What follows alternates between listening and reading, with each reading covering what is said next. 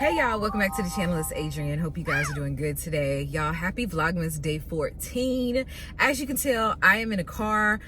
This video is going to be a little bit different today. I'm just going to be chatting with you, but I did want to kind of update you guys with everything that's been going on. So since the 10th, which was this past Friday, that was the day that my son graduated, and we have just been going like boom, boom, boom, boom, boom ever since then. So we had my son's graduation ceremony. It was in Clinton, North Carolina. The day after I, went back to work, Saturday. So that Saturday night, I ended up getting back home. It was like close to like 11 o'clock. It was either 11 or 12 o'clock, one of those, but it was really, really late. It rained. So on my route, it like started right at the end of my shift, actually, right at the end of my route, I should say. It started to pour down raining. Then the following night, the Sunday night, oh my God. So that day, actually, it was fine. Sunday was fine. I think I ended actually early and came home early. But then I ended up going back out to drive for Lyft. I was like, you know what? I'm not tired. I'm feeling okay. So let me go out, see if I can make a quick, 70, 80, 90, 100 bucks, okay? The night was going well. Ride requests were coming in steady. The last rider that I picked up, it turned into a whole hot mess. I ended up having to call 911 to have the police come to literally remove this woman from my car. It was actually a guy that requested the ride, like an older black guy, dark skin, bald head. He had on no shirt, like in his profile picture. And I was just, how you look at things and you're just like, So I get there to the parking lot and I go to where like the little person is. There's like in the Lyft app, there's like a little person that shows you where the person is. So I go to that spot and I don't see anyone. I'm looking all around, I don't see anyone. So then I continue to drive on up a little ways and go to where the actual pin drop is, like the map on the map. I message him and I'm like, hey, where are you? So he responds back, Alexis is between such and such car. Drive back around, go back around to where the car is, and boom, I see her, put my window down. I was like, are you Alexis? And she gets into the car. So, okay. She gets into the car, no problem. She puts on her mask and everything. And she's like asking me, oh, how's your night going? And I'm like, okay, it's fine, blah, blah, blah. So we drive like the rest of the way. I think I picked her up in like Cary or something. And I was taking her to Raleigh, a hotel in Raleigh, actually La Quinta in Raleigh. Literally, as soon as we pull into the La Quinta parking lot, she goes, oh, is this a La Quinta in Wendell? And I was like, no, we're in Raleigh. Oh, he told me that I was going to the La Quinta in Wendell. Like, oh, I can't be here. Can you take me to the La Quinta in Wendell? And I'm like, no, like you can request it in the app. If this is the wrong address and you want to go somewhere else, you can request it. And she's like, no, I don't have a phone. And I'm like, well, do you have a way of contacting him to see if he can change it for you? Because I can't obviously just take you, for free. And Wendell, mind you, I looked it up later. Wendell is like, I want to say like maybe an hour, maybe 45 minutes to an hour away. She asked me for my phone, but I was like, no, I'll message him myself. So I started messaging him in the app and then I started calling him. Initially, he was sending all my voicemails, all of my phone calls to voicemail. Like I would call, the phone would ring a couple of times and it was like voicemail. And so I'm like, okay. I had him on speakerphone so she could hear it. And I'm like, well, he's just sending me to voicemail. And he wasn't responding to me as well when I was messaging him in the app. And then finally, I sent him a message and he responds back to me saying hi. And then I call him again. And so he picks up the phone and I'm like, hey, this is a Lyft rider, just picked up Alexis. She's saying that she's not at the right place.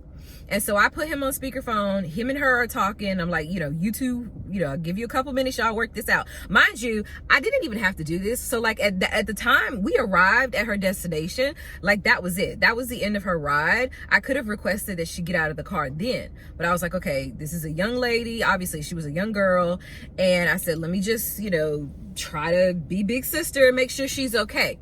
So they're going back and forth. She's like, no, David, the guy's name was David. So she's like, no, David, you told me that I was going to Wendell. And he's like, Alexis, you need to just get out of the car. I put you in the Lyft to get you to the hotel, and you're supposed to take it from there. It honestly sounded like he was booting her out. Like, I don't know what happened. I don't know what down. To be honest with you, I don't know if it was like a romantic thing. I don't know if they were family. I don't know what was going on, but he was basically giving her the boot and like washing his hands of it. And so finally they're going back and forth, mind you, and finally he goes, ma'am, thank you for your time, thank you for your driving, you're gonna have to tell her to get out of the vehicle.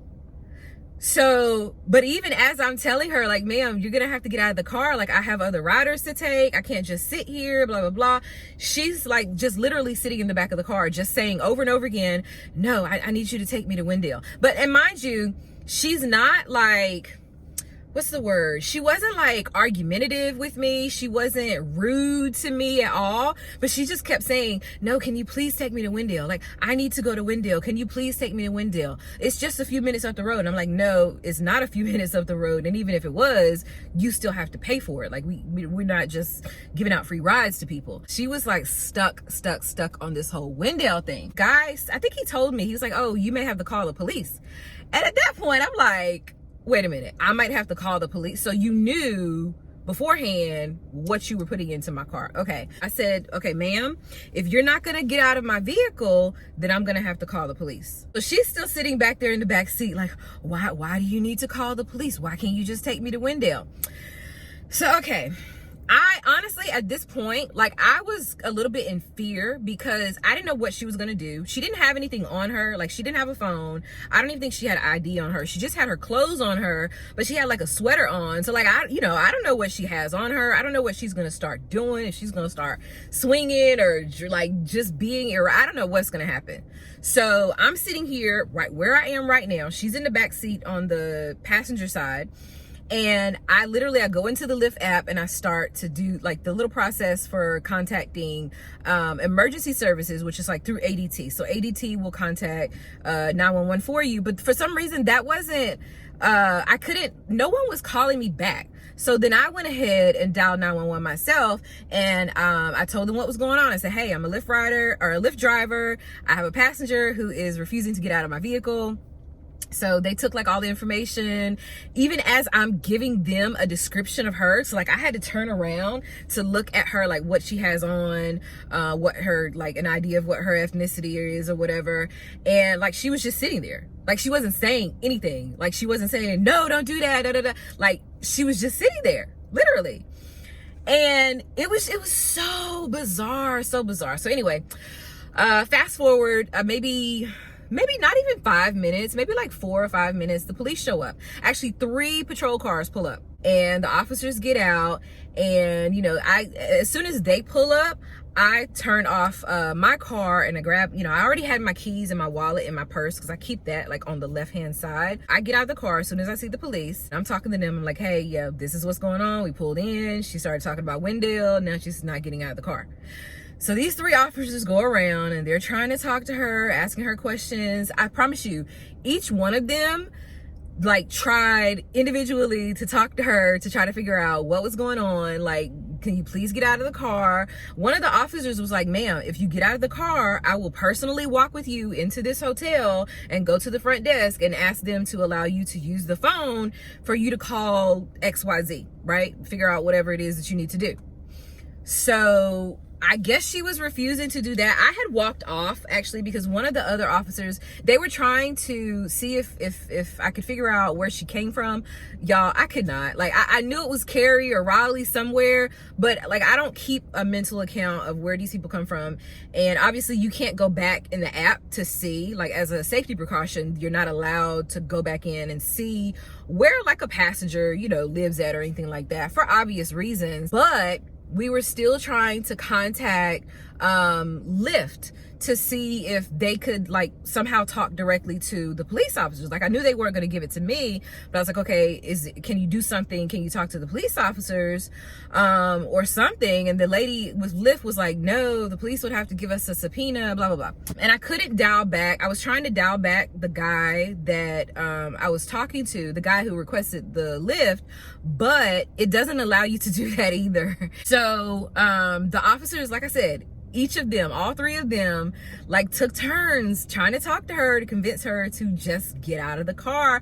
And you know, I'm like, I was actually a little bit afraid for her. I'm like, dude, like you got these 3 male officers right here. Just get out of the freaking car. Like that's all you have to do. You're making this way more difficult than it has to be. We stood there and it was freezing. I was like literally shaking. It was so cold outside. They stood there maybe 15 minutes trying to convince her to get out, like 15, 20 minutes. They finally ended up like physically removing her from the car and placing her under arrest. Like put her in handcuffs, put her in the back of the patrol car. Yeah, that happened. That was just so bizarre. I don't know if she was under the influence. I don't know what was going on. I thought maybe, I was like, well, maybe she has like some mental health issues or something, or maybe she is actually under the influence of something. But she just, I don't know. She just seemed really, again, not argumentative, not like she wasn't cursing or yelling or anything like that. It was just this whole Wendell thing. Just like I like obsessed with getting to Wendell. They put her in the car. The officers took like my information, my car information, and they were like, okay, you know, sorry for the wait. You're free to go. And I ended up leaving. And when I got home, I think it was maybe like after 1 o'clock by the time I finally got home, or closer to. But I was still like shook up. Like I was afraid for myself, but then also I was afraid for her. And then just like really curious, like what in the world, like what is going on? Like I didn't know, again, if she was having mental health issues, if she was under the influence, was it some kind of like trafficking thing with this? Because it was like an older guy. I ended up looking it up online, and Raleigh arrest, because it, you know, it was a Raleigh arrest or whatever. So I'm looking it up and I'm going through the little thing. Boom, I find her picture, name, everything. So she was arrested for resisting a police officer and trespassing on a motor vehicle. And I'm not gonna say her name, or well, her full name in any case, but it was so bizarre. I've been thinking about this girl like every single night since this happened, like just wondering how things got to this point. I even like was second guessing myself, like was there anything else that I could have done, you know, to try and help her? But at the same time, when I did a quick search on Google, and come to find out, like she had another arrest for like back in March of this year for violating a domestic violence restraining order or whatever. So I was like, oh my God, like who knows what could have happened, you know, if I say if I had tried to like pry to like try to figure out what was really going on, or ask more, you know. I try not to think about that part too much. I'm not gonna beat myself up about it, because I feel like I did do everything that I could. Like I called this guy back. I allowed them to try to like talk it out for like 3 minutes, you know, and that wasn't working. And I asked her repeatedly, nicely, to please, you know, exit my vehicle, and that wasn't working. So, you know, it's one of those, it is what it is. I can't get her like out of my mind right now. It's just like, oh my God, like I hope that whatever it is, she gets the help that she needs. But yeah, that was like a super bizarre, crazy incident. Lyft right now for me is one of the it's definitely coming to an end. That happened Sunday night. Saturday night, which was the night before, the night that I said it was raining, it was like raining, pouring down raining. So I came back, and I came back from the area that I was in, and I was on like the big highway, big bypass, and this car, people were coming out of the exit. So I went ahead and put my signal light on and switched lanes to, you know, allow them to get into that lane. So when I did that, this car comes from around me and gets in front of me and like slams on brakes.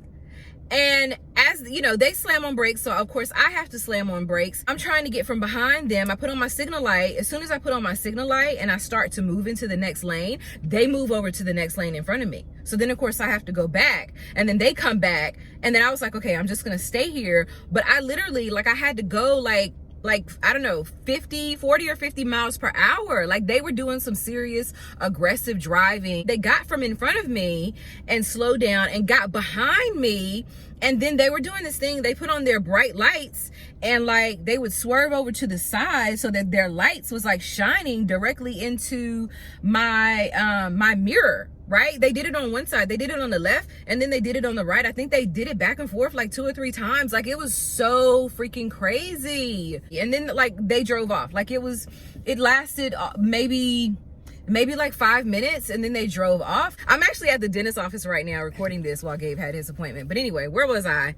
So yeah, those crazy things happen. And then I mentioned to you guys a few days ago that there was an incident at the mall. So there was a shooting incident. I don't know if it made national news or not, but there was like a shooting incident at the mall, and it was like maybe the 3rd incident that we've had this year. So that was crazy. It was actually on Black Friday, which was the day that all 3 of us went Black Friday shopping at the mall. Thank God we missed it. Like, I think it came after us, or it happened after us, but like they shut down the mall. They had the mall blocked off for like a day or 2, I think. So I completely forgot about that whole incident. And I had a rider that I picked up from the mall. This guy, pick him up from the mall, gets into the back of my car, actually gets in behind me, which is like, they tell the Lyft riders to get in like on the opposite side of the driver. And as soon as he gets in, he turns on this like, I don't know, gangster rap music, rapping along with it, talking about like killing people and all that stuff that they talk about. And I'm just like frozen, like seriously, just like, oh my God, oh my God, oh my God, oh my God. Like, I felt like I had just picked up like a gang member basically, and like what happened at the mall.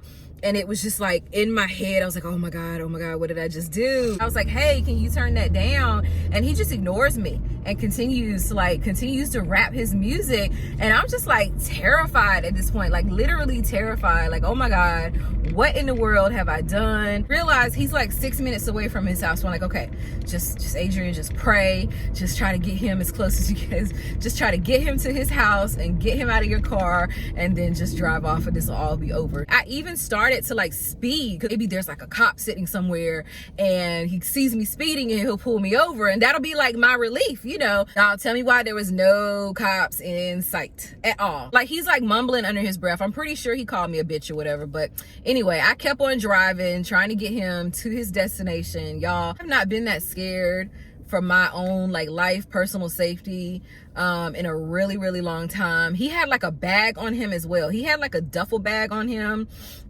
And I was like, oh my God, like what if he has like a gun? I immediately like started thinking the worst. So my whole thing was just like, let me get him to his destination. Let me get him to this destination, get him out, go, and then I can drive off. And that's pretty much what I did. Got him to where he needed to be, stopped like in the middle of the street. He got out, I locked my doors, and I drove off. I think I drove like maybe 3 miles before I pulled over to like in this little like housing little neighborhood or whatever. And I just started like sobbing. I was so freaking scared and like relieved at the same time. Like, oh my God, I made it. Like, I got through. So keep in mind, we had the shooting at the mall, then I had that little incident, then I had the road rage incident when I was working actually, and then the incident Sunday night with this girl. I feel definitely like traumatized from that whole situation. So I have just been kind of all over the place the past few days, like coming off of Gabe coming home and the realization that Gabe is getting ready to leave again. You know, I actually thought that he was gonna come home and like work for a few months until he turned 17 and then go into the military, but obviously he has other plans. He's been accepted into what is it called, Gabe? Job challenge in South Carolina. So now the first week of January he's going to be going to that, and so I'm going to have to drive him there. So that's like a whole event that has to be planned. And It's just a lot, y'all. It's a lot has been happening. Even though Gabriel is back, we are now preparing for him to leave again. So it's like a whole new list of like to-dos and things, that packing lists and things that he has to have in order before he leaves. So yeah, it's just been really crazy, really hectic. Other than that, I'm just like trying to stay afloat. I've been trying to like get all of his to-dos out of the way. I've been trying to you know, clean my house, get organized. And y'all, guess what? I have some really good news, but I'm not gonna share it right now. Actually, you know what? I'm gonna wait, because I'm gonna do like a whole video dedicated to my good news. But yeah, I'll share that information with you guys later on in another video. But that's all for now. Thanks so much for watching, and I will see you guys in the next video. Peace out.